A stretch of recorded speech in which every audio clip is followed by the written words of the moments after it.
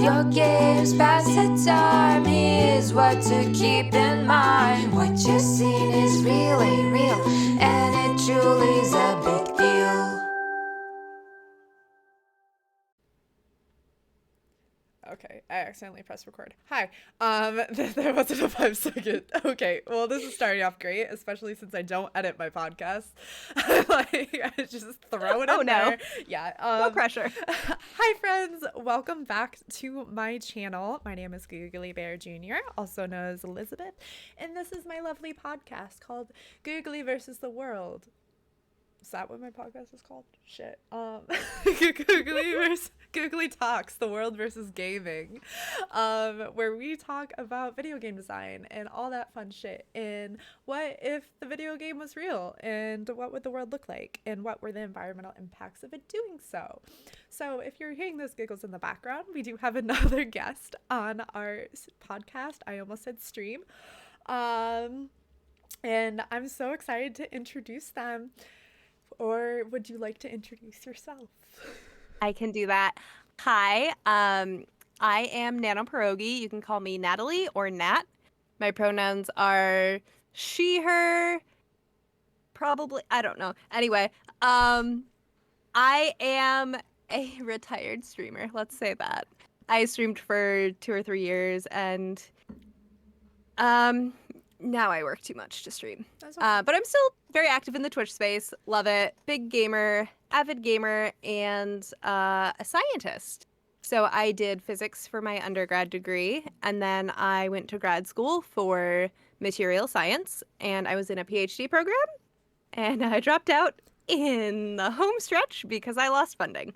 So Mood. I ended up with a master's degree, so it wasn't a complete loss, but I studied material science. I have a background in engineering.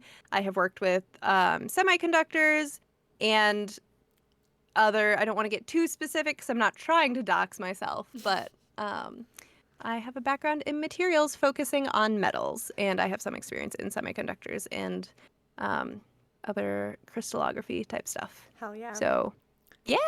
We stand the science here in this establishment. And for those who have not been following my channel or know nothing about me, I am in my master's studying environmental sustainability, and I have an environmental studies background and with geography and biology as well. So if any of our opinions are completely our opinions, but they're just based on the experience we have learned in our careers, education, and interests.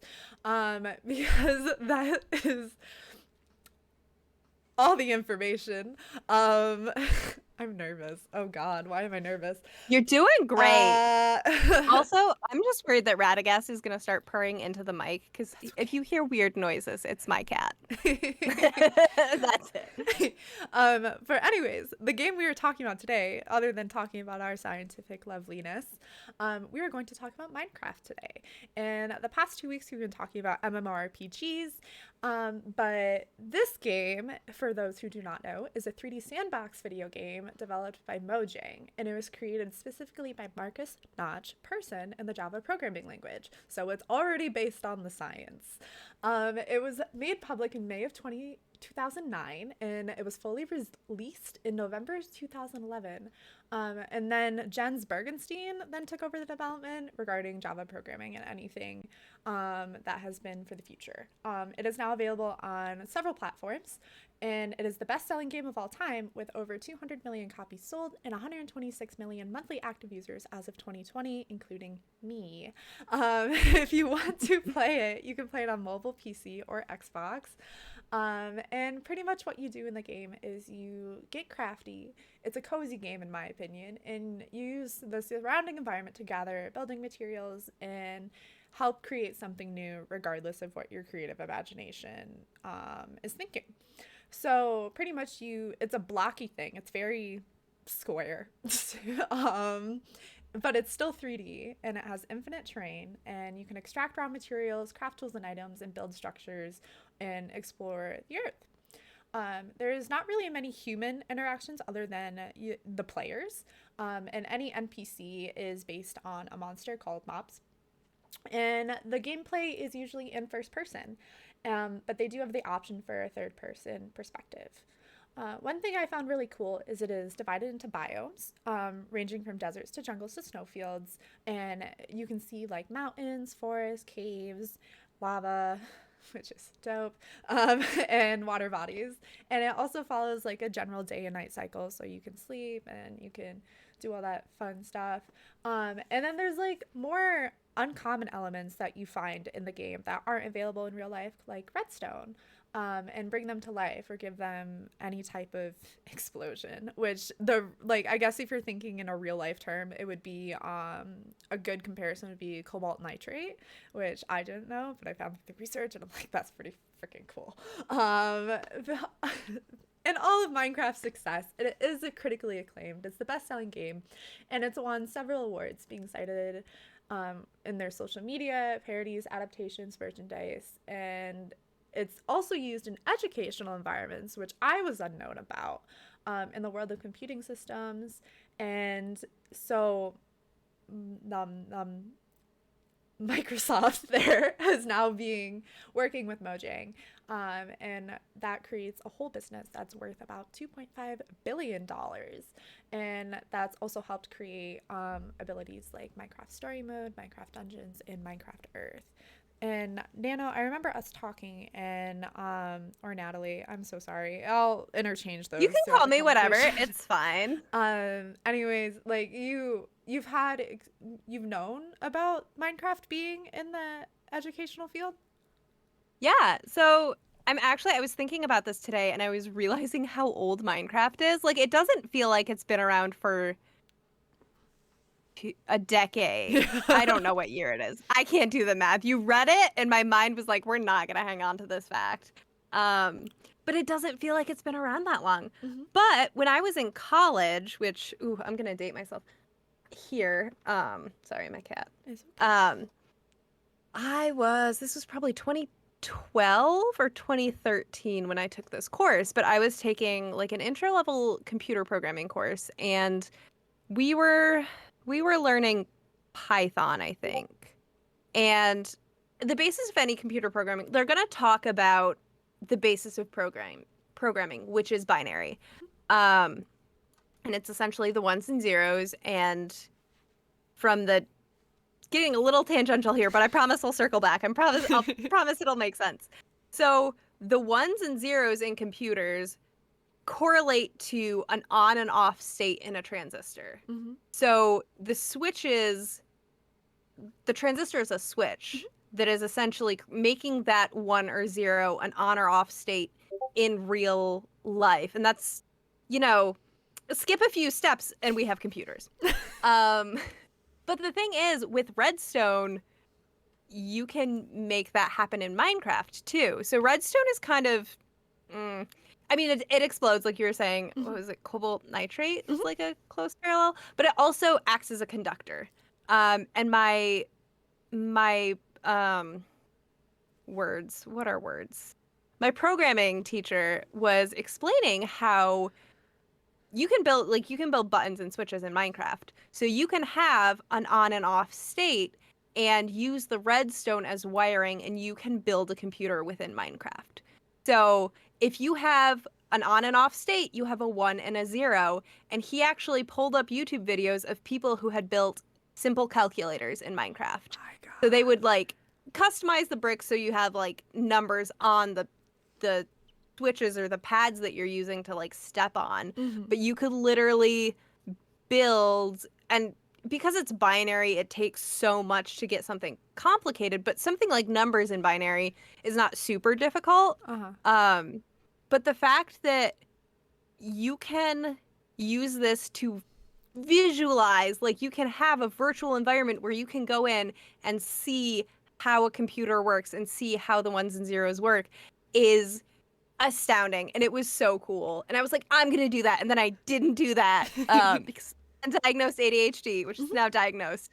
But it's really cool to see how people were given this game. They saw the resources available to them and they were like, wait, I can build a computer. Yeah. And they did it. And that's so cool. And I think it's a great learning tool for a lot of reasons. And that's one of the ones that's like just really cool to me. Like, oh, it's fascinating. And it also, I think, just even that example shows how much creativity it fosters. Mm-hmm. Like, I have a ton of fun with Minecraft. I get super creative with it. And I break the laws of physics, which is great. And I have like floating islands in the air. But yeah, it's a great learning tool and something. I don't want to like rush this, but like especially in terms of conservation of resources and stuff. Mm-hmm. That was like I don't want to like jump ahead, but You're good. it's great for that too because I had learned about like renewable and non-renewable resources Mm-hmm. it like in life, and I know objectively what that means, Yeah. but I think killing all your sheep for meat and then not having wool, because back in the day you couldn't just kill sheep to get No. wool, you had to shear them. Mm-hmm. So I was like, I need meat or I'm gonna die, and then I killed off apparently all of the sheep on accident, and then there were no more sheep and I had to go find more sheep. Oh, And I no. was like, well shit, now I'm gonna die because I can't survive a night because I can't sleep through a night because I don't have bed because I don't have wool. And I think, and the same with like trees and like any of the renewable resources in there, I was like, oh, it's really easy to just take and take and take and not think about, and then like in retrospect be like, oh crap, I used too much, I took too much from the environment. Yeah. And then I had like a small existential crisis. It's okay. I think we all But do I in feel games. like that helps me, like that really made the like I knew what non-renewable resources were, but Mhm. that made it so much more tangible for me, and I think that's really cool. And just kind of like where you're going, you were probably playing in like survival or hardcore or adventure Mhm. mode, which where you do gather the natural resources and you have a health bar and you Mhm. can die from suffocation, starvation, drowning, um, Oh, I didn't know attacking you other could people. suffocate. Yeah. I knew you uh, could drown. Oh, that's terrifying. yeah, I only play in creative mode for a reason, because I'm terrified. But you could also build like armor that can help you from being Mhm. attacked or weapons or all that.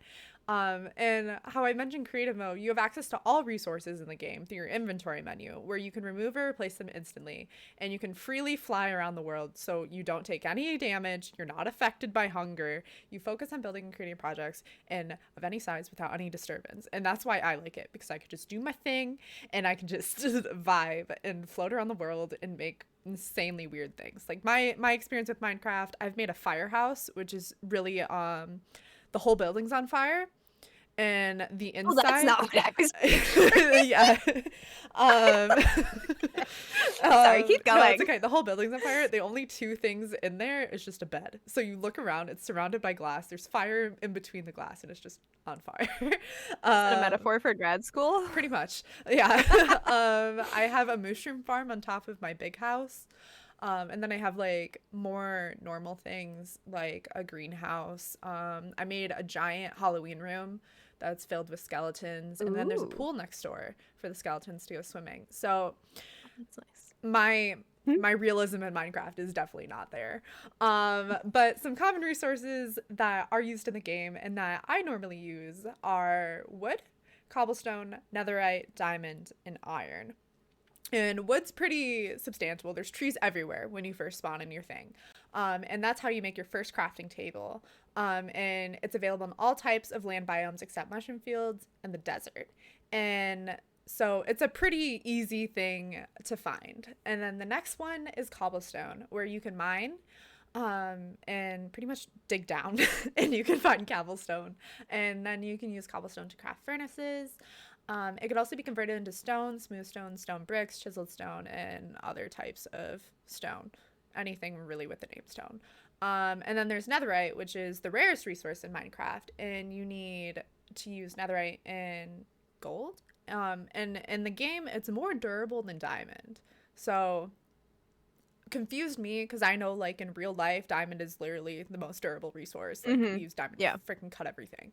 And then there's diamond, which you can use by mining an iron pickaxe or higher, which really fucked with my mind. But you find it to use obsidian, or you use it to mine obsidian, and then the last one is iron, which is super easy to find, and you can make tools, weapons, armors, and you could also trade iron for emeralds, which is weird. Um, it's a very uncommon. It's like, here's some iron for I don't know. Minecraft fucks with me. But pretty much what we're going with, our nice little segue is we're going to talk about renewable and non-renewable resources, which we mentioned in the past. And for those who don't know what a renewable resource is, opposed to a non-renewable resource, is a finite resource. So it is a resource that can be recreated indefinitely in survival mode or without exploiting glitches or using cheat commands. So it could always be available to you. And examples in this case of Minecraft would be farming, crafting, trading, any worldly ways to generate blocks. So freezing ice, cobblestone, coral blocks, glass, dirt, sand, and terracotta.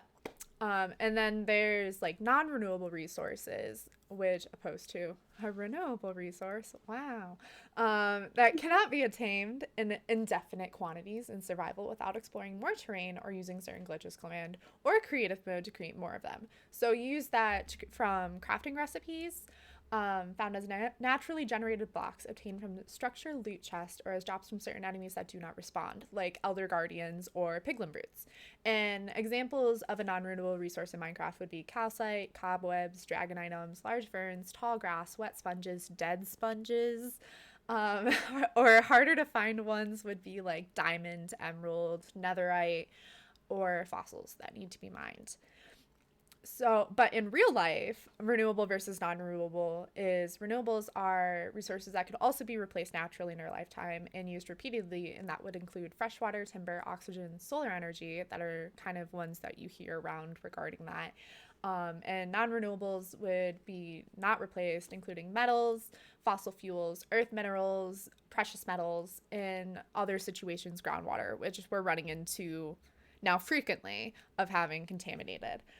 So there are some overlapping resources in the game regarding real life or virtual, like wood, coal, soil, iron, water, and ore, and then also the precious metals.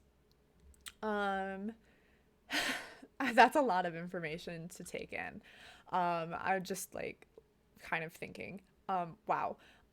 So Minecraft is cool because it does put it in real life, and gives you a sense of realism, kind of like what you said. Like, you don't realize how much you use until it's gone. So the real thing is, what resources should we be using to make it worth it? Especially for like common tools in Minecraft would be like iron, gold, diamond, bowls, like to make buckets, fishing rods, flint and steel to make fire, a hoe, lead, pickaxe, and shovel. Sorry. Are you laughing? Are you laughing? Oh. Yeah. I was trying so hard. I was like, you're a grown ass adult. Don't laugh at hoe. And I'm then literally in my 20s. I love that. Hoe. But oh my god. Sorry, I was looking for periodic table with crystal structure on it, and I don't know which slide it was on. That's so okay. Never mind. But anyways, like the common tools of just using gold, diamond, iron, wood. Like, we use a lot of iron and metals in our things, and through your experience of just learning, what do you think is the most used material, and do you think we should continue be using the material? So, okay, I honestly have no idea. The first one, no idea. Okay. But in terms of like computer chips, there's a lot more that goes into them than I think a lot of people realize. Mhm. So, I did some work with computer chips and some work with like I did work trying to grow graphene and accidentally grew a diamond once. It wasn't Yeah. enough of a diamond to do anything with, but yeah, the amount of non-renewable resources that go into our electronics is alarming. Mhm. And so like cobalt and gold. Like, gold is a fantastic conductor. I have a lot of feelings about gold. um, First of all, for jewelry, why when silver exists.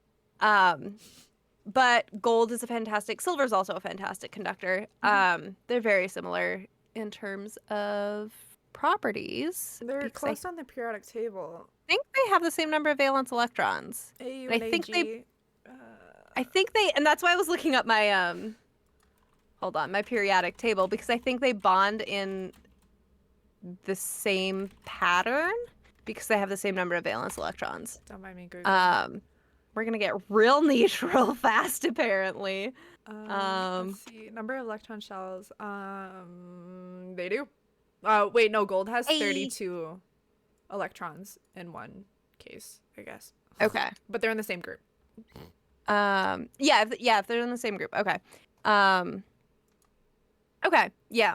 Yeah, they both bond in face-centered cubic structures, which they also have super similar material properties because they bond in the same lattice formation, and they're also super malleable.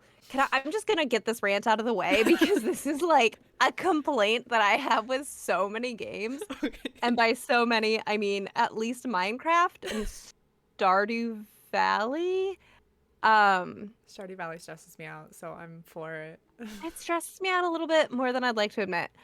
Any game that has like a tiered tool system, and it's like okay, in Minecraft it's wood, stone, iron. You said this earlier and I've already forgotten it. It's okay. wood, stone, iron, silver, gold, diamond, I think. First of all, like, everyone knows you can't mine rock with wood. Maybe you can. Somebody's gonna be in the comments being like, well, actually, and I'm like, okay, sure, whatever. But like, realistically, when you're getting resources, there has to be some sort of like, they have to make it work because nobody plays games because they're 100% realistic. No. With that caveat, I will continue my rant. Gold and silver are super malleable and would be terrible pickaxe or sword materials. Like, pure gold and pure silver will just dent. I think silver can be, and I was looking for this. I couldn't find anything on it because I was literally just getting my hair cut and I was on my iPad trying to Google things about silver swords. If I'm correct, silver can be alloyed with some things and make much stronger. Okay. Alloy. Don't quote me. I was gonna say I'm not a scientist, but I literally am. That's not my, it's close to my field of expertise, but specifically like what you kill a werewolf with, can't speak on that.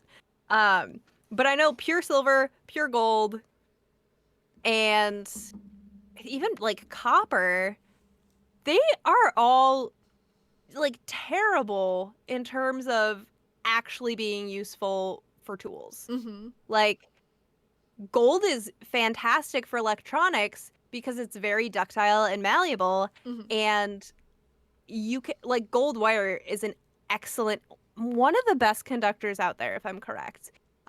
Gold's an excellent conductor, but that is because it has like the properties that make it good for electronics make it terrible for, like, I don't know what the, like, tools. I'm like just flexing the kind of tools that like use your body and digging and mining and stuff. I'm just to be completely honest and for pure transparency, even for the podcast, I have no idea what we use in construction regarding mining or anything like that, other than you cut things with water, you cut things with diamonds. That's all I got. Like, Minecraft is my only source of education at this point.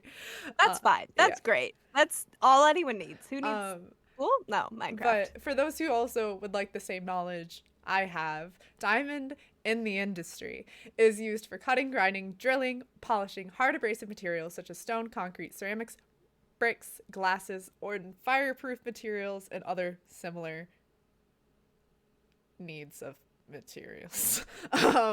Diamond should not be used for cutting steel or iron because it will ruin the tool, which literally fucks all of Minecraft's logic, which Yep. Correct. blows my mind there. And then also, of course, I hear my Discord notifications. That's annoying. The environmental impact of diamond mining, it strains the water supply and had to an increase of pollution in rivers. So literally 1 carat of mined diamond is nearly 100 square feet of disturbed land and almost 6,000 pounds of mineral waste. 1 carat of lab-grown diamonds disrupts just 0.07 square feet of land and only 1 pound of material waste. So, and then an indirect impact of mining on the Holy shit. environment due to population increase is commercial farming, leading to a steady degradation in soil quality and soil erosion in many places because you're disturbing the land. So I'm so excited. Okay. Not excited because I hate the diamond industry.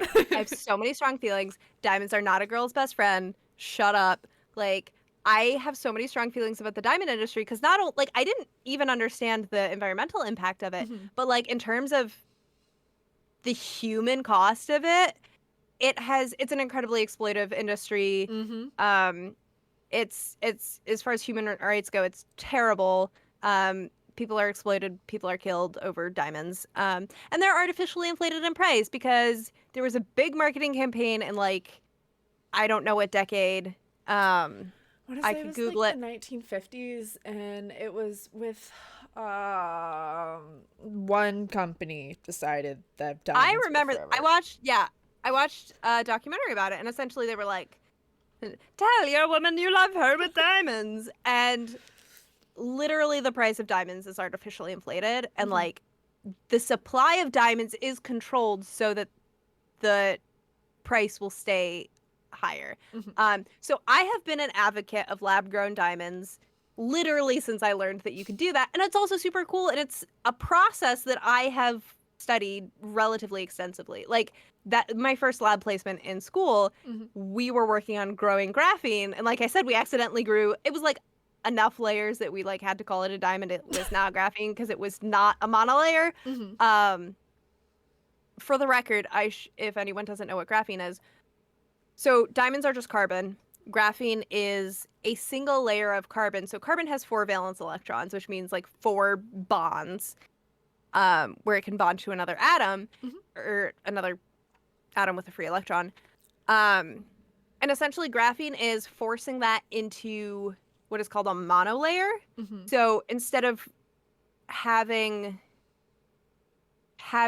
like the corners of having what's the name for it when there's, I'm blanking on all my geometry.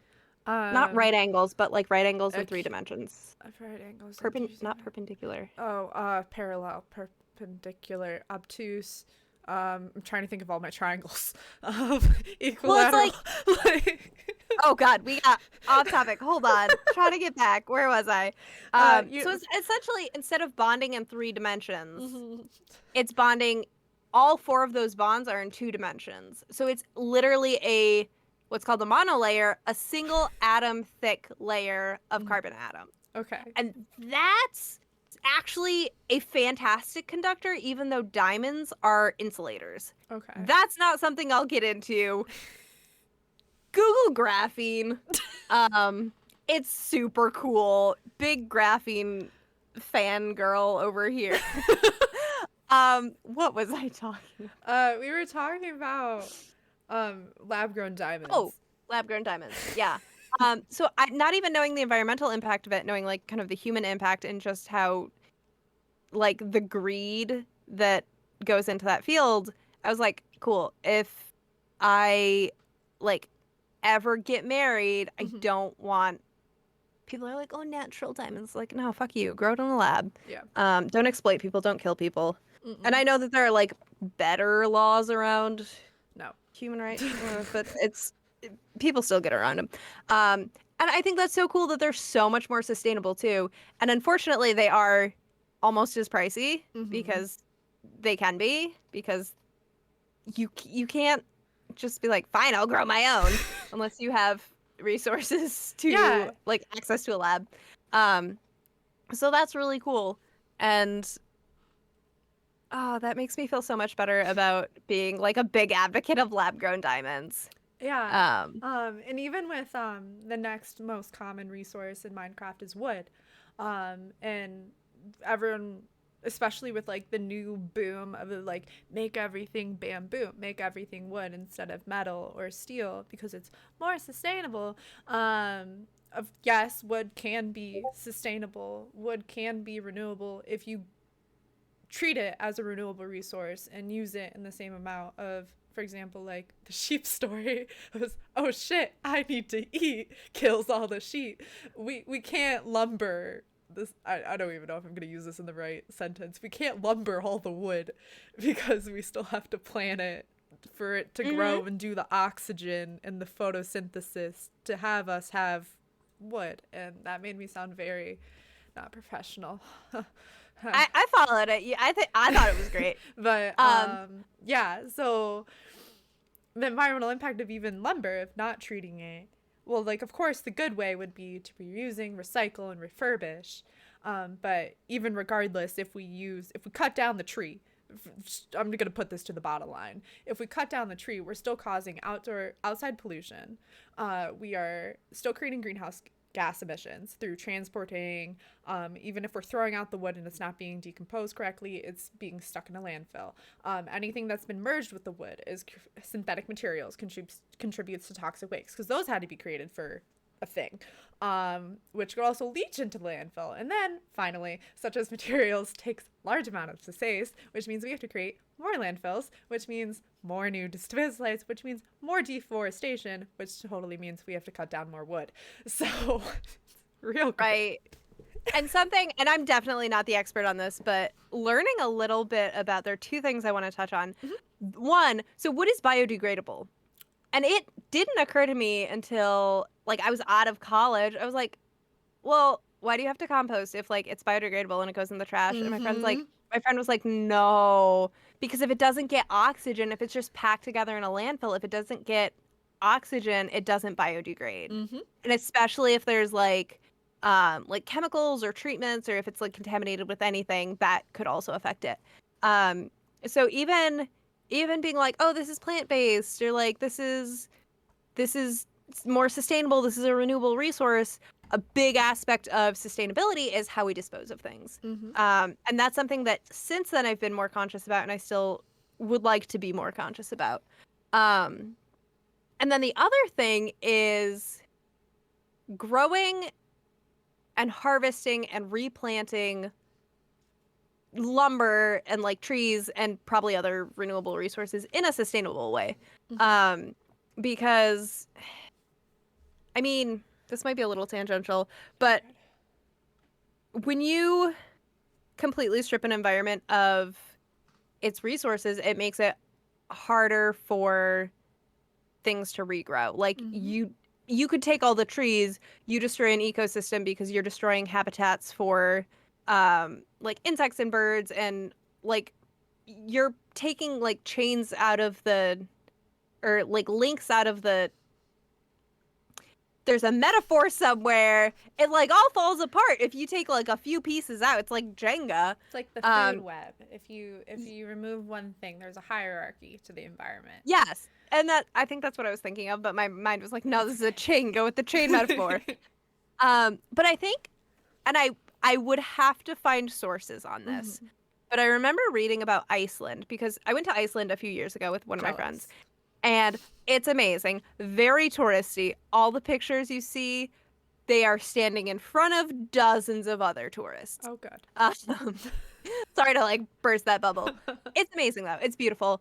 There are very few trees in Iceland, and it is because I think there used to be trees, but because there are no adult trees, there's no like safe habitats for saplings to grow.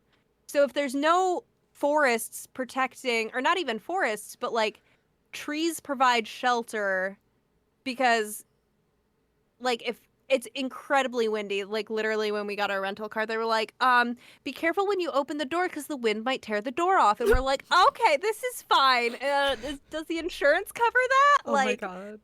It was a little, they were like, here's what you do in a dust storm. Here's what you do if the wind tears the door off the car. So like in that kind of environment, a full-grown tree that's 50 or 100 years old is going to be fine, and is also going to provide protection for smaller trees and other plants that, you know, a Want to vibe. year-old sapling is just going to get ripped out of the ground. And there are definitely people who know more about that than me, but kind of learning how taking one part out of the ecosystem will really just start, like, the whole thing starts to crumble is really it's astounding. Yeah. And I think I never realized how much, like, okay, cutting down a few trees, like, you know, if you take a tree out of your backyard, it's not the end of the world. But like houses with trees, and like especially in urban areas, like trees are growing, they're providing shade, but then they get too big and they start growing into the telephone poles or the roads or whatever, and you take that down. Now it's more expensive to heat your house in the winter. Now it's more expensive to cool your house in the summer because you don't have that shade. And like I'll have to find sources for all of this. Oh my God. And No, send them don't to even you, worry about it. because Well, they need to like, go in the description. But if they really, friends, if you really want to get to like know this, by all means, I will find sources. like I feel like it's my responsibility as a scientist to provide sources no, for the things that I'm saying. I completely understand what you're saying too. Like I would agree. Even just like you've put it really well. If you take one thing out, everything else gets fucked. Which those weren't your words, but they're now mine. Well, yeah, no, same energy. And like the way of improvement, there I found one, you could be more conscious of what you're cutting down. If you did get wood, you're done with it, use it for thermal energy, to reduce any environmental impact. Instead of throwing it into a landfill, you could compost it. But like using it as thermal energy, like we used to do in the olden days of just cutting down it and using it for heat, it'll minimize the reliance on off-site fossil fuels to some extent and promotes the production of bioenergy at your local sawmill. Which is kind of new. And I personally don't even know where my local sawmill is. I'm pretty sure it's in the middle of my state because I am a Midwestern. And we like the lumber here. Yeah. Oh, God. But those are some ways of improvement, or even just like being conscious. And instead of if your wood table breaks, fix it. Or if you choose to not purchase that table, make sure it is a resource that you are welcome enough to keep around the house, compared to just fast fashioning it and buy a new table next time you move, which of course that's not always feasible for everyone, especially with like income. I have to be honest, sustainability is expensive. Oh my God, yeah. Like when we're working towards ways to offset those costs for even just the consumer versus even a corporation. And that's where my environmental interests are, is to really figure out to find that middle ground. So those are some ways where we can think about it. And even and go sorry ahead. And I think also, like, if you have a table, if you're moving, if you don't have the space, like, donate it, because if you donate it to, like, I'm blanking on like all the charities, but like if you donate it to a thrift store or something, somebody else who needs it, who might not be able to pay full price for something, is still going to get a good piece of furniture. Exactly. And also, at the end of the day, like, I try to be responsible in everything I do. I have had this tiny little desk that barely fits all my monitors and stuff since I was in college. But at the end of the day, like, sustainability is great, and I don't want to undermine that in any way. But don't beat yourself up if you do have to buy new things, because the environmental impact of me throwing away a desk is not a $1 billion corporation dumping oil into the ocean. Yeah. Like, I think I'm like a big advocate of sustainability. I try to avoid single-use plastics. I do what I can. I could do so much better with the plastic thing.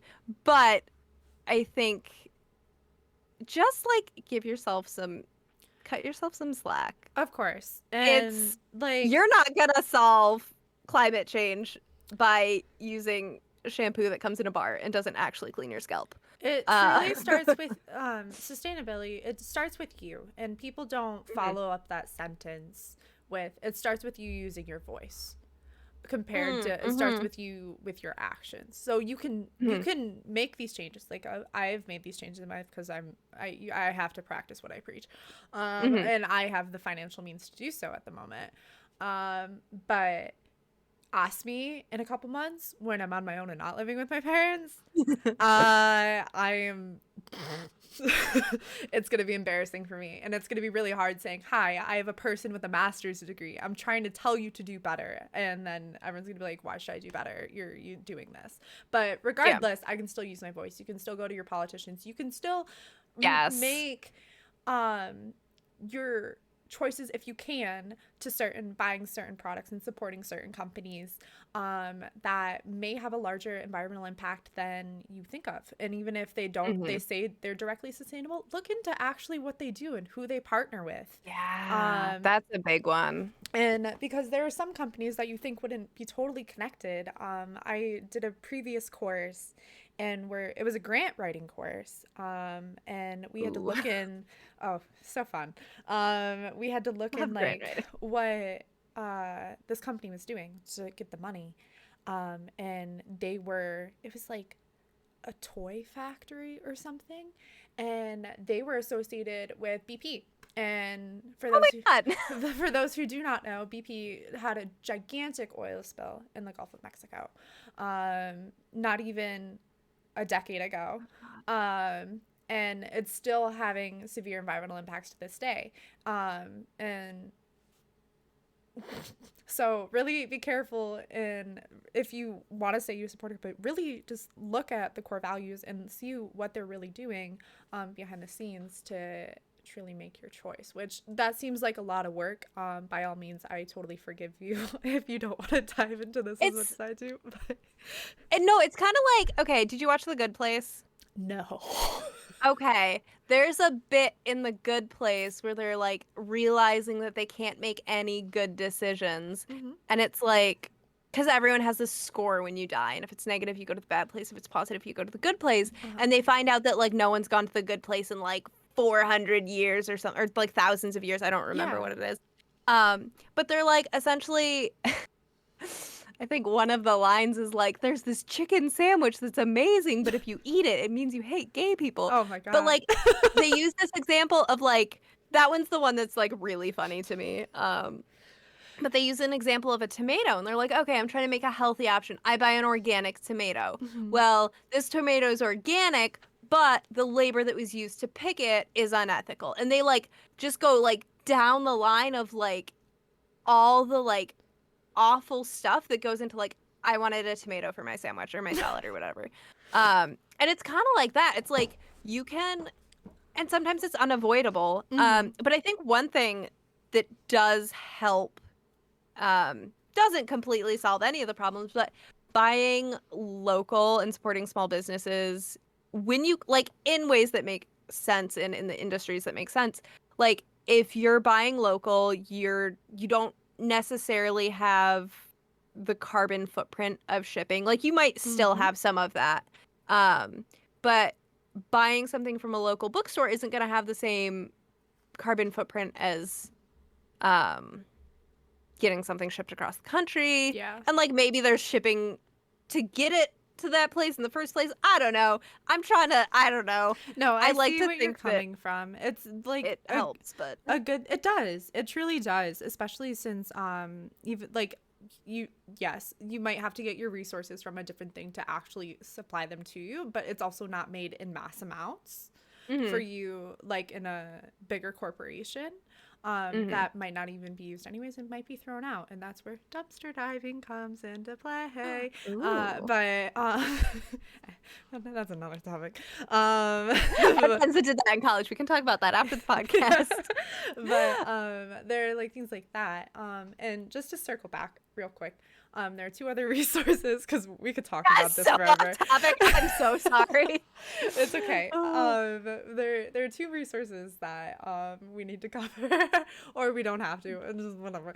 But cobblestone and iron, which cobblestone, it seems very old timey, and that's what we used to use for our roads and pavement and streets and buildings. And the environmental impact of using cobblestone is kind of similar to the others: landscape change, soil erosion, degradation, deforestation, depletion of water supplies, pollution of rivers and streams, air pollution, noise pollution, deterioration of access and roads, and disposal of waste affecting the water supply.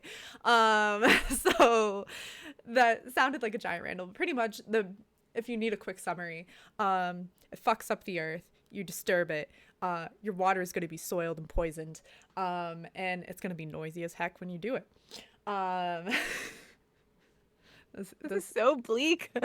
Yeah. I live, since I'm on the East Coast, I live in a city that has like cobblestone streets and stuff. And on top of that, they're horrendously inaccessible. Yes. Like, I am like able-bodied and I still trip over those cobblestones in flats. Like, that's a different rant for a different time. So Minecraft, could we use something other than cobblestone, please?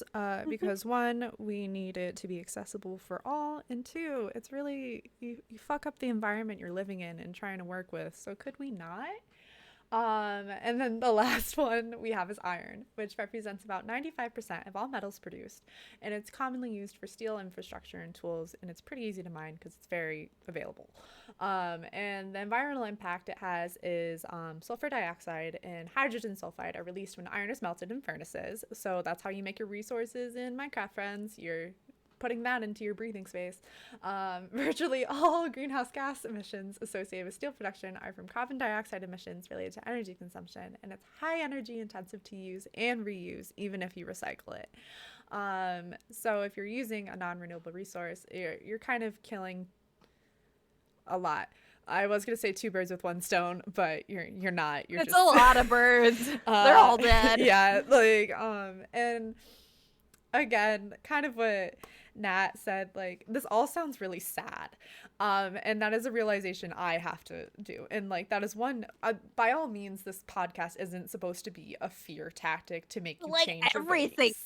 terrible. Yeah, like it's hit me more than once in my life, even within my education of my master's. I sat on my couch after a presentation of an engineering course, and I was just like, she literally told us for 3 hours how the world is dying and it's terrible, which is a real fact. We have 10 to 15 years to get our shit together before we're gonna have some serious irreversible environmental impact. But This is fine. but like, even as we say these things, this is also an empowerment tool for you to use your voice, to use your dollar, to have ways of improvement. And there are ways of doing so that you just have to tell people you want to choose. And even with cobblestone and iron, cobblestone's really permeable. It can be recycled. It can be non-toxic, and all those recycled materials minimizes consumption. It has newer materials, and it's a continual reuse of limited natural resources, and it can decrease your waste and environmental pollution. And cobblestone is commonly used if you're thinking of green infrastructure. Anything that's permeable, you can take that rainwater, you can reuse it for your plumbing. And if you're looking more into that, you can LEED certified buildings, LEED. Is a global certification you can get for your buildings. And there's different tiers that you can incorporate this type of green infrastructure. And cobblestone is a great resource for it to use. And that's a great first step of even just having your rainwater seep into a basin, or even just to have maybe a garden on your building. Like, that would be cool. And cobblestone would be perfect for that. And even with iron, iron and steel are really the world's most recycled materials, even if they're energy retentive. They can be separated magnetically from the waste stream, so they're less likely to be rotten into landfills. But overall, if you're thinking, should I use stone over iron, whether you're in game or whether in real life, use stone because it does not need heavy metals to process and crush. Concrete can be used immediately All recycled materials save resources, cut down on energy use, and reduce your CO2 emissions, and cut transportation costs and pollution. So there is a silver lining. If you were looking at your Minecraft materials, should you use wood? Carefully. Should you use diamond? Maybe. Should you use gold? Fuck gold. Like, Gold. should you use cobblestone? Hell yeah. And iron? Sure. Like, if you have the option, choose your stone route. Maybe not for armor, but definitely for your tools. And it's so much easier to find cobblestone over iron, says the skilled Minecraft player. I get like very greedy when it comes. I don't get greedy. I like fear using my non-renewable resources. So I'm like, gotta save this for later, and then I'll have like an entire chest full of iron, being like, oh, I can't use that. That'll be, I can't use that up. But yeah, and then so speaking of like metal and stainless steel, and you mentioned how kind of energetically costly recycling is, and that's something I want to touch on briefly, because like if you can recycle something instead of throwing it away, that's great. Love that. If you can reuse something instead of recycling it, that's even better. Because it's like if you and this is something I realized, like everyone wants to give you a free water bottle. Like every job you start, every free thing, they're like, here's a free water bottle. I have a cupboard full of water bottles, and it's like, this is more environmentally friendly. This is reusable. And then I've like bought a couple on top of that because I'm trash apparently. But like if you can reuse something, reuse it. And it does bother me that I have so many reusable water bottles that my cupboard's I the will not same. reuse. I'm a mug collector. Like, Oh my God, I'm getting same. to that point where I'll just continuously buy mugs, and I'm like, oh, it's reusable. Like, no, Elizabeth, stop. Like,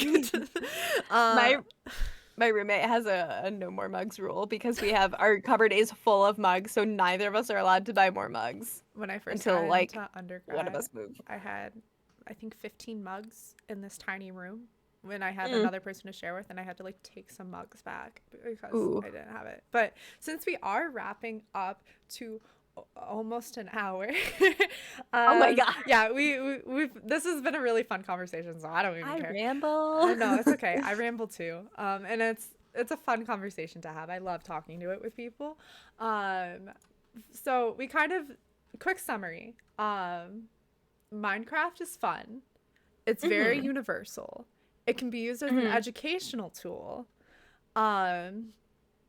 Use it as an educational tool, whether that be for engineering or computer science or even It's like the whole gamut of get your STEM kids. Yeah. Oh, we didn't even get into like factory farming. Maybe that's okay though. You can factory farm in Minecraft. Does it have the environmental impact that it does in real life? Nano, watch us come back next week and be like, welcome to factory farming. Video games versus the world, factory farming. But oh Lord. Yeah, so use your stone when you can. Gold sucks.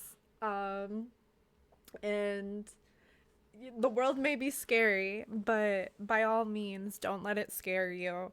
You have abilities to do something, and your best way is to be educated. So you're educating yourself even just playing this game and supporting Googli. I don't know how to say the name correctly. Please let me know in the comments. Mojang? Yeah, Mojang. There it is. Like, it's like, I was thinking of like, I don't know what I'm thinking of gochujang sauce. That's not what the my same brain thing. was thinking. But by all means, educate yourself. That is your first and most powerful tool you can have. And just like Nat and I, we have educated ourselves far more than we ever would need to. But we do it because it's fun. And if you're listening to this podcast, especially 20 minutes over, which is, again, If you're still listening. it's completely fine. Dude, give yourself a pat on the back. Like, you educated yourself. Like, this is... I try to. I still have more to learn. And that's the thing. Like, we educated ourselves. I still have more to learn. I know. I'm trying to go through life with an attitude of like, don't fuck shit up. Mhm. Don't, like, only use what you need to. Be responsible. Be sustainable Mhm. when you can. Like, don't beat yourself up if you can't, but just always make an effort to learn and do better and find ways that you can do better, whether that's personally or like voting, contacting your representatives, like all that more important. Well, Make not more important, sure but all that stuff. the best way I can summarize Minecraft is make sure there's always something left. Yeah, And I if, like that. yeah, like, and whether that be for you, whether that be next day or creative mode or whatever, but that also goes for real life. Make sure there's something less for the next generation, but have it not to be cleaning up. Um, Mhm. so, Yeah. and because we're already going through that currently, and we don't need more. But again, another rant. I appreciate your time, Natalie, for talking with me, especially about Yeah. the whole topic. I've never learned so much more about gold than I ever that give me the chemistry breakdown. That's so cool. But like that's awesome. And it's if you ever want to come back, just let me know. And if Natalie is also a subscriber to this YouTube channel, and even though Natalie is a retired streamer, feel free to give her a follow. Is there any other place where they could find you if they want to ask you more questions or want to support you? I'm still actively shitposting on Twitter. Okay. But first of all, thank you for having me. I had a great time. I'm honored that you wanted to have me on your podcast. But yeah, you can find me on Twitter. I'm forgetting all of the social media. You have Instagram, TikTok as Nano Pierogi. I do have a Discord. Mhm. Find me anywhere and DM me if you want to join my Discord. Yeah, all the social medias as Nano Pierogi. Dear Lord. That's okay. And all those will be located down below, along with any references we have talked about. And even Natalie mentioned some references that she wants to include too. Yes, I will look those up. So that will be good. And you can also find me if you found me through the YouTubes. I am also, my description is also down below. But I really encourage you to like, subscribe, and share this video for a really good educational Minecraft kind of crazy time. But it's a fun time. So I appreciate you listening. And I will hopefully see you next week as we discuss a new topic. This has been Googly Bear Jr., aka Elizabeth. Googly Talks with a friend now. Gaming versus the world. Talking about Minecraft. I appreciate your time. Please go stand up. Please go do something for yourself, whether that be drinking water, peeing, eating something, stretching, smiling, petting a furry thing or scaly thing, whatever your thing is. Just make sure you're well taken care of. Thank you, and I will see you next week. With your games past the time, here's what to keep in mind. What you're seeing is really real, and it truly